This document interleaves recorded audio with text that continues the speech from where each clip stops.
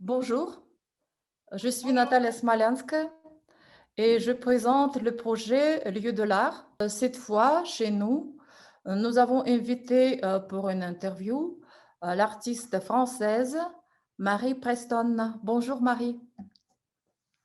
Bonjour, merci de votre invitation. Nous avons invité Marie dans le cadre des trois interviews avec les femmes artistes, activistes qui créent des lieux publics où ils retransforment des lieux dans le cadre de ce statut public. C'est ce que nous pensons. Et donc, j'ai invité Marie Preston de présenter son projet Co-création. Et est-ce que tu peux parler un peu de ton projet? Comment cette idée t'est venue à la tête? Comment ce projet a apparu? Alors, je vous propose qu'on parle du projet Pain commun. C'est un projet qui m'est venu à la suite d'une invitation d'un centre d'art, justement, Synesthésie, et de la volonté de faire une proposition d'expérience avec des gens qui habitaient la ville où le centre d'art était, c'est-à-dire à Saint-Denis, en banlieue parisienne.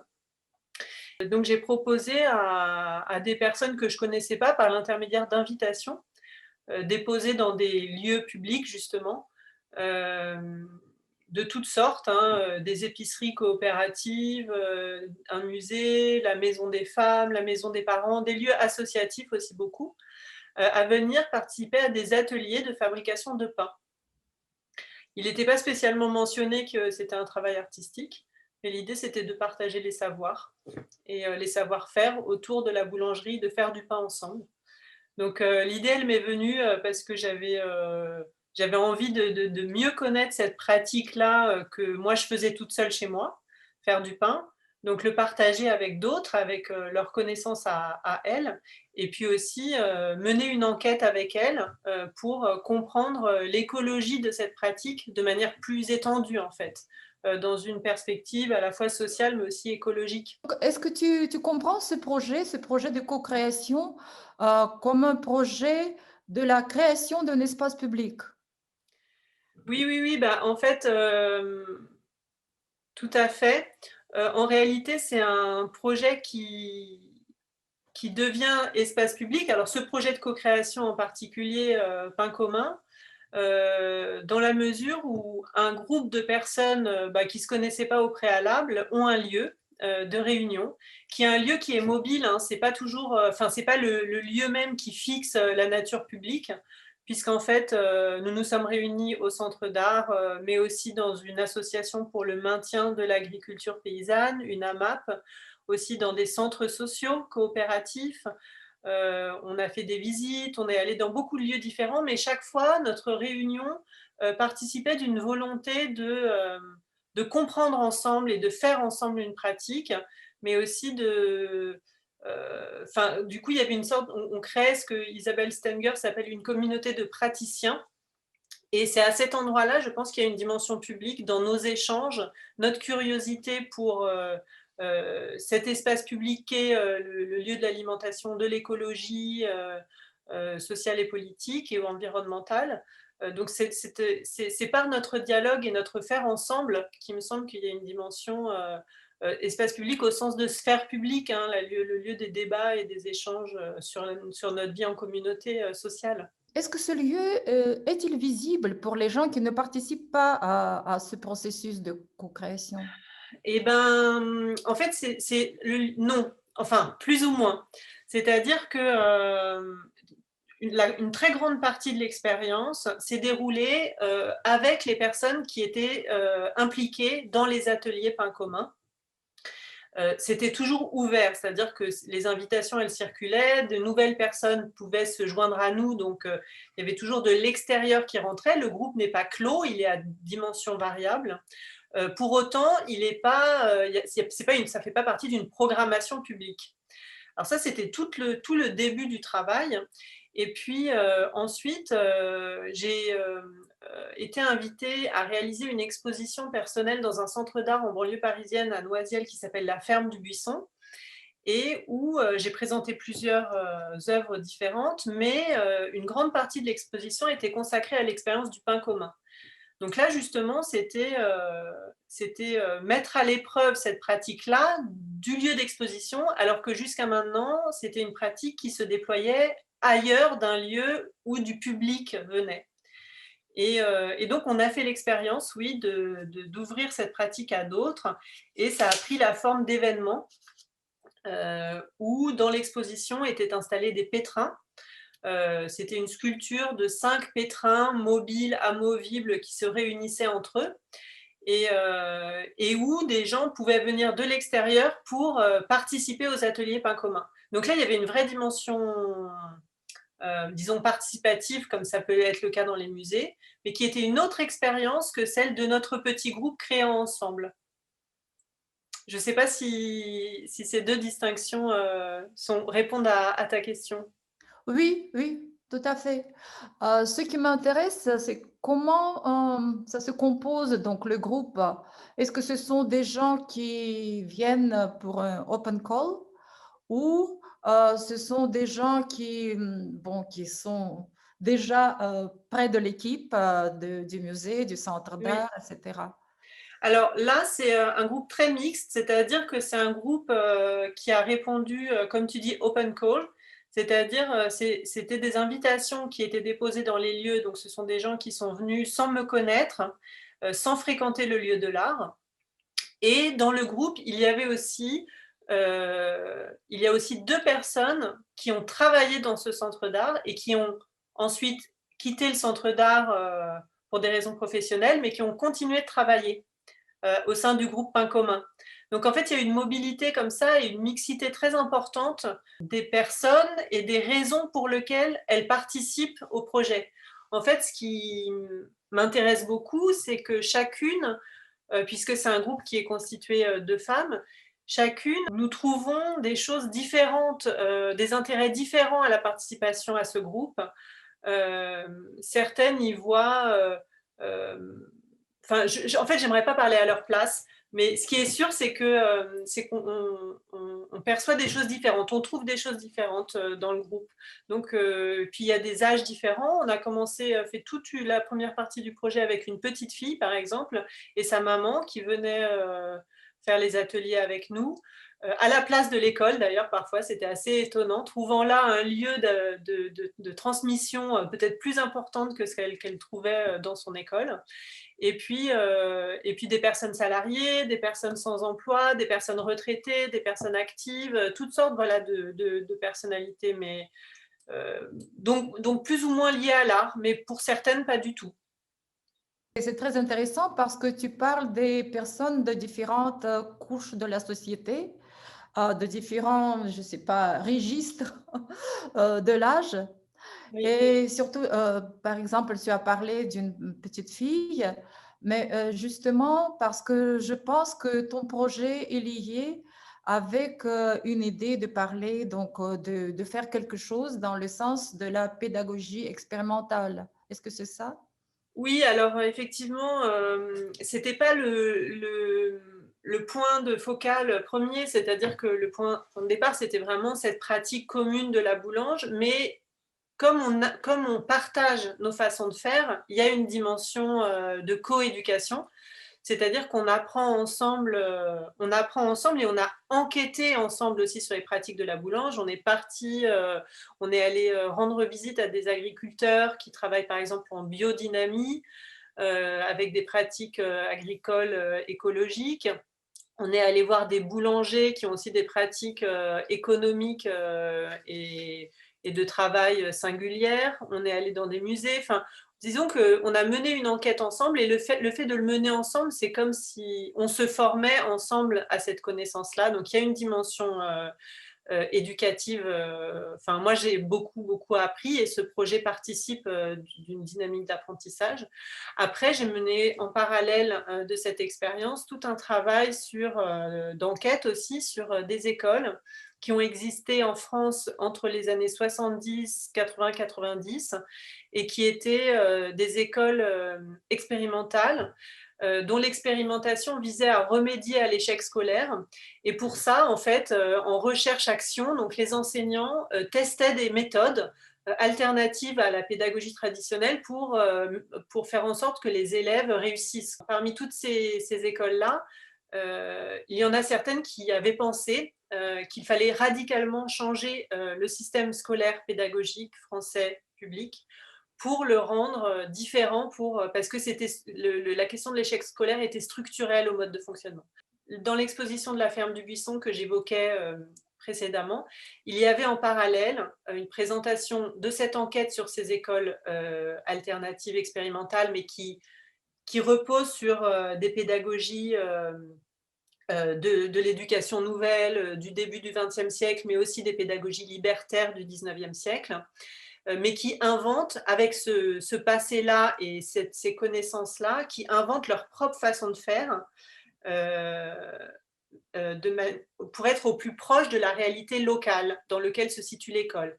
Donc, ce sont des écoles, lieux publics elles aussi, puisque c'est des écoles qui se sont appelées ouvertes, puisqu'elles étaient réellement ouvertes sur le quartier. Donc, ça participait de programmes architecturaux où l'école était ouverte. Donc, les enfants sortaient, mais l'extérieur rentrait dans l'école. Il y avait comme ça une porosité et ensuite aussi des projets de production menés par les enfants, puisque c'était des pédagogies de projet, des projets de production où les enfants s'adressaient au quartier, réalisaient des journaux scolaires qu'ils allaient vendre dans les marchés, par exemple. Enfin, il y avait comme ça, les parents rentraient dans l'école, des activités avaient lieu dans l'école.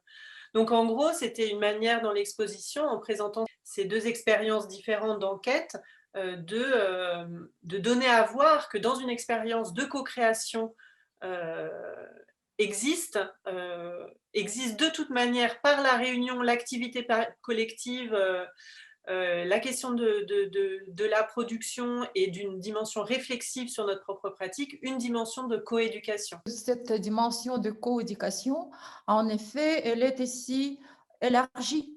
Elle est ici élargie parce que ce ne sont pas seulement les enfants qui entrent dans ce cadre, mais justement encore des adultes et même des gens de l'âge tout à fait différent, et puis des gens de différentes, comment dire, qui ont des différents rapports avec ce lieu. Oui. Ce qui m'intéresse aussi, c'est ce rapport avec le lieu, donc ce rapport local à l'espace et d'une autre façon, ce rapport à l'histoire, de quelque façon, à l'histoire, à la culture et aussi à cette mission de transmission. Bon, j'ai dit, comment dire, mais c'est vraiment, c'est la transmission d'une pratique, je pense, de père. Oui. Oui, oui, effectivement, il y a cette question d'éducation ne concerne pas que les enfants, et même dans les écoles qui étaient des écoles donc à destination des enfants, les enseignants sont très explicites sur le fait qu'eux-mêmes n'ont cessé d'apprendre, puisque comme ils étaient engagés dans une recherche-action et dans une recherche collective, ils étaient sans cesse obligés d'être en recherche ensemble. En fait, tous les niveaux de transmission, enfants, parents, instituteurs, institutrices, enfants, etc., dans tous les sens, enfants entre eux, tous les niveaux de coéducation étaient mobilisés. Et je pense que c'est ce qu'on vit aussi quand on travaille en groupe dans une perspective artistique et non pas uniquement dans une perspective pédagogique. Après, oui, le rapport à l'histoire, il était très important parce qu'on vit une période particulièrement difficile et que faire exister, donner à voir, rendre public cette expérience des écoles ouvertes qui est assez peu connue en France, c'était important aussi pour... j'ai l'espoir que ça donne de l'énergie aux personnes engagées dans des pratiques de transmission justement aujourd'hui, parce qu'on voit que ça a été possible et que même si aujourd'hui les choses sont différentes naturellement, mais bon voilà, j'ai l'impression que ça peut donner un élan quand même d'invention pédagogique, institutionnelle. Et Voilà. Tu as parlé de cette période, mais cette période où nous, on se trouve, Mmh. c'est une période en France du nouveau confinement, Mmh. du nouveau confinement. Et alors, cette tactilité, cette façon de voir physiquement, de parler vraiment les gens, de parler de la vive voix, cette possibilité, elle se perd. Et en effet, toute la pratique dont tu parles, toute cette intention de faire un projet ensemble, de faire un pain commun, donc en effet, c'est une pratique qui est tout à fait à l'opposé de cette Mmh. situation-là. Qu'est-ce que tu ressens Oui. maintenant avec... Ben, beaucoup de difficultés et de frustration. Enfin, disons que plus le temps passe, plus c'est dur, quoi. Ça fait 1 an que ça a commencé et voilà, donc ça dure, ça ne cesse pas et on a quand même réussi, l'été dernier ou quand à la suite du premier confinement, il y a eu une petite ouverture quand même, où, on a été déconfinés, on a pu sortir et le projet, avec, autour du pain s'est poursuivi dans de belles expériences, qui ont été rendues possibles malgré, les mesures sanitaires. Donc on a réactivé un vieux four à pain, par exemple, avec, 2 des membres du groupe, du pain commun et également, des personnes vivant dans le Lot, donc une région, rurale en France. Donc un vieux four à pain en pierre sèche, qu'on a fait cuire, enfin des pratiques qu'on ne pouvait pas avoir, en ville. Là où on habite, on a pu quand même en faire l'expérience à la campagne, mais du coup ça oblige au plein air, ce qui est par contre une chose très positive. On peut se dire que voilà, le covid nous oblige à être plus dehors que dedans. On va dire que c'est positif. Je viens juste de finir un atelier avec des étudiants des beaux-arts parce qu'en fait grâce au fait on enseigne des disciplines pratiques, on a des possibilités d'enseigner quand même puisqu'il y a des nécessités, à être ensemble, heu et donc on était tout le temps dehors dans la ville à faire des déambulations, des marches et dehors en fait, on peut quand même, être ensemble même si on est à distance. Mais c'est vrai qu'on n'a pas pu faire de pain, alors qu'au départ, il y avait l'idée de faire du pain ensemble, mais ça n'a pas été possible. Donc oui, bah, beaucoup, voilà, beaucoup de frustration et hâte qu'on puisse se retrouver, mais dans des conditions, de proximité quoi, plutôt que de distance. Je voulais te demander de parler un peu sur cette approche physique du matériau, parce que Mmh. le matériau, c'est le pain, le matériau artistique, c'est le pain Mmh. ici. Et c'est ce qui me plaît parce que de tous les niveaux de réflexion, un niveau symbolique, un niveau physique, un niveau écologique, artistique, etc., etc., à chaque fois, on trouve des nouvelles, comment dire, des nouvelles continuations de cette définition du pain. Mmh. Et peut-être dans le cadre de cette question, pouvais-tu préciser un peu comment ça se passe, ces ateliers de pain commun? Oui. Ben, effectivement, le matériau lui-même, il semble inépuisable, dans les explorations qu'on pourrait faire à partir. Donc ça, c'est vraiment incroyable et riche et je pense que c'est aussi pour ça que, des personnes acceptent de se réunir aussi sur un temps aussi long. Ça fait, 2 ans et demi qu'on travaille sur cette expérience ensemble et parce que voilà, il y a plein de pistes, différentes. On en a exploré, déjà plusieurs, mais effectivement, il y a aussi la spécificité d'un matériau heu,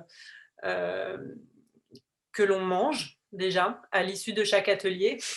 Donc on a fait des expériences, hein, pour garder des pains, mais ils ont moisi, enfin ça n'a pas du tout fonctionné tel qu'on le voulait, donc on s'est dit: «Mieux vaut le manger et se faire plaisir à l'issue des ateliers». Et on s'est aussi beaucoup interrogé sur le goût et sur nos manières de réussir à décrire, ben, cette expérience-là parce que, on est très fort pour décrire, par exemple, les vins, mais pas du tout fort pour décrire les pains. Alors que, voilà, il y a une époque, avant les années 50, où il y avait une diversité de blé, une biodiversité de blé qui était telle que chaque région avait son blé qui avait son goût, comme pour les cépages viticoles. Donc, donc voilà, on s'est interrogé sur ça. Donc il y a le fait que ce soit éphémère, le goût. Et puis moi, ce qui me plaît aussi beaucoup et qu'on a continué d'explorer peut-être plus encore à la fin de l'exposition de la ferme du Buisson et puis dans le Lot cet été, c'est la dimension vivante du matériau pain et notamment du levain, puisqu'on a fait des pains au levain naturel. Donc ce principe de fermentation et voilà, qui nous a beaucoup intéressés parce que ça confère au pain et au levain et aux bactéries qui le composent une présence qui est aussi de l'ordre de la rencontre.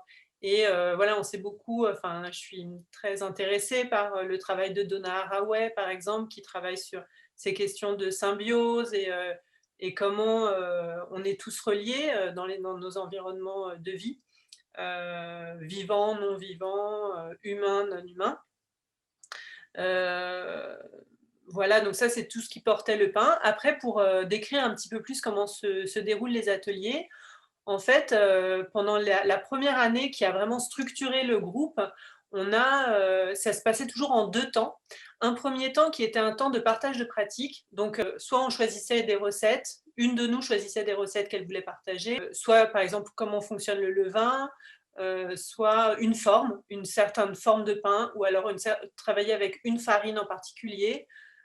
Justement, avec la farine de semoule, l'une d'entre nous est venue avec sa maman qui nous a appris à faire les pains traditionnels qu'elle faisait habituellement. Ça, c'était la première étape, qui est vraiment de faire ensemble et puis cuire le pain et le manger. Et la deuxième étape de chaque session d'atelier, c'est justement ces rencontres que j'évoquais tout à l'heure. Donc avec une première fois avec un agriculteur, une autre fois avec un boulanger. On a organisé un voyage aussi à Marseille, au MUSEM, qui est le musée des cultures méditerranéennes, où il y a une collection justement de pain. Et c'est ça qui nous a mené à nous interroger sur la question de la conservation de ces aliments. Et puis d'ailleurs à leur poser des questions sur comment ils faisaient. Suite à ça, on a aussi rencontré l'anthropologue qui a constitué la collection de pains. Donc ce sont des pains figuratifs et qui ont en général une dimension rituelle. Donc réfléchir aussi à la symbolique liée au pain et à leur représentation. On a fait aussi un travail avec Delphine Sicard, une microbiologiste qui travaille sur les levains et sur comment les levains sont des réservoirs de biodiversité. On a travaillé avec un céramiste qui nous a aidé à construire un four à pain en terre crue. On a rencontré des paysans qui cultivaient du blé justement depuis les années 50 et qui ont vu les pratiques se transformer. Voilà, donc en fait, ça se passe toujours en 2 temps, à la fois partage de pratiques et mener l'enquête sur toutes ces directions où peuvent nous mener le pain. Est-ce que les gens qui participent à la création, à la co-création du pain, est-ce qu'ils participent aussi après à l'enquête? Ah oui, oui. Alors en fait, oui, c'est les mêmes personnes. En fait, quand je dis ça se passe en 2 temps, c'est les mêmes personnes. On a fait tout ensemble pendant 1 an. Après, pendant l'exposition, les rôles étaient un peu redistribués. C'est-à-dire que moi, j'ai pris en charge un certain nombre de créations, notamment les pétrins et la mise en espace de l'exposition. Mais les ateliers qu'on a fait sur place dans le centre d'art avec les publics, si je peux parler comme ça, même si j'aime pas trop ce terme, quoi, avec les personnes invitées qui venaient voir l'exposition, c'était tout le groupe qui le prenait en charge. Donc on concevait, disons, un événement performatif tout ensemble. Et puis ensuite, la dernière partie, la suite de l'enquête dans le Lot, j'ai mené avec juste 2 des personnes du groupe. Donc encore une fois, ça c'est à géométrie variable, mais tout le début, en tout cas la première année a été menée ensemble, aussi bien partage de pratiques que enquête. Et pour rendre visible cela, était présenté dans l'exposition et lisible sur mon site internet, le journal commun, qui est un journal de bord écrit à plusieurs mains, Donc, on a réuni en fait nos notes, nos différentes notes.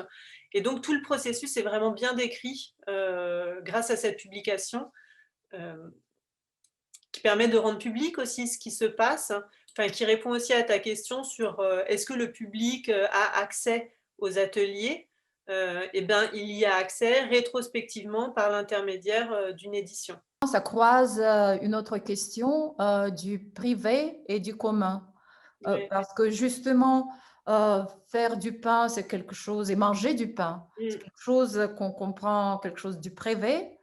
Mais en effet, on oublie toujours ce sens de partager du pain, partager à manger. C'est ce partage qui a aussi un sens symbolique, je pense.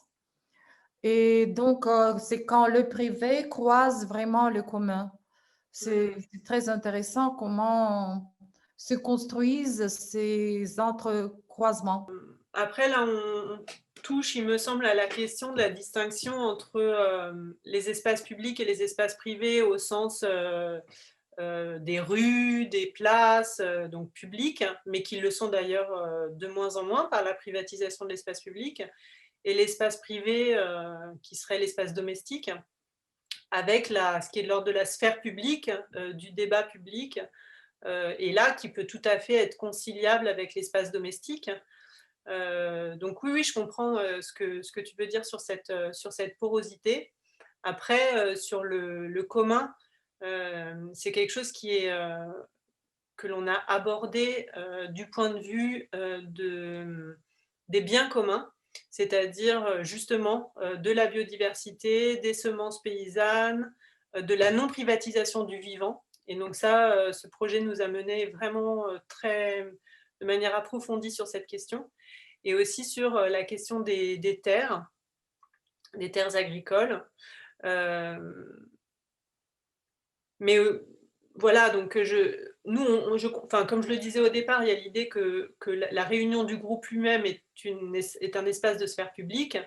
Néanmoins, tout ça se passe parfois dans des espaces privés. Une AMAP, une association pour le maintien de l'agriculture paysanne, c'est une association qui a un lieu à lui, qui a un lieu privé où on se réunit, mais qui a une vocation d'association, qui accueille l'extérieur, qui accueille toutes sortes de personnes. D'ailleurs, dans une tradition libertaire, donc d'ouverture aussi. Donc voilà, en fait, on traverse à la fois des espaces publics et des espaces privés, mais en conservant la dimension d'échange et d'ouverture par la parole et les transmissions de pratiques. C'est intéressant aussi quand tu as parlé de ce journal, bon, qui fait penser au journal intime, mais en effet, c'est un journal qui justement qui réunit intime et commun, Oui, et aussi texte et pratique. oui, Parce que je pense qu'on doit quand même surpasser cette domination du texte dans la culture visuelle qui nous reste comme héritage de ce que menait la culture artistique du XXe siècle. Parce qu'on cherche toujours cette balance ou ce conflit pour créer un nouveau dialogue, parce qu'on ne peut pas agir seulement avec le texte, avec quelque chose qui est verbalisé, mais il y a toujours des choses qui vont au-delà du verbal. Et c'est ça ce qui, je pense, est très, très important, justement aussi pour communiquer avec les gens, parce qu'on ne parle pas seulement avec les mots, mais aussi avec des expressions, expressions de nos visages, avec nos mains. Même maintenant, je parle avec toi, avec mes mains. Et justement, quand tu fais quelque chose, tu parles avec ton corps. Et ce que j'ai beaucoup aimé les photos sur ton site avec le pain, avec beaucoup de mains ensemble. oui. Premièrement, c'est une forme sculpturale impressionnante. C'est un objet d'art extraordinaire. Et puis, la symbolique de cette image, elle me touche vraiment. Est-ce que tu veux que je partage l'écran? Parce que je crois que je vois l'image dont tu parles. Tu me Oui, dis si oui, c'est bien celle-là. C'est ça? c'est ça, c'est ça. Ouais. Je peux juste en dire 2 mots si tu veux. En fait, on va Oui. croire que tout ça a été préparé alors qu'en fait pas du tout. Mhm. Hem, c'est une photo qui a été prise dans le cadre d'une invitation qui m'a été faite aux Beaux-Arts d'Angers et donc dans une école supérieure d'art et chacun a fait enfin on a fait du pain et on a, mis nos mains sous la pâte pendant que le pain levait. Et donc, en fait, c'est une façon sensible de percevoir la dimension vivante justement du pain, puisqu'on sent sur notre main qu'il bouge, qu'il a une vie propre, et on le fait voilà, réuni, puisque c'était un espace de parole, en fait. Donc, on parle au-dessus de la pâte en train de lever. Donc, oui, merci d'avoir vu cette image et de l'avoir appréciée. Je pense que c'est une image qui fait une entrée, mais aussi elle nous permet de, comment dire, de terminer sur ce point notre conversation. Merci Marie de répondre à toutes ces questions et j'espère que notre conversation va se prolonger. Merci beaucoup de tes questions et de cette invitation. J'étais Oui, très contente d'y répondre. au revoir.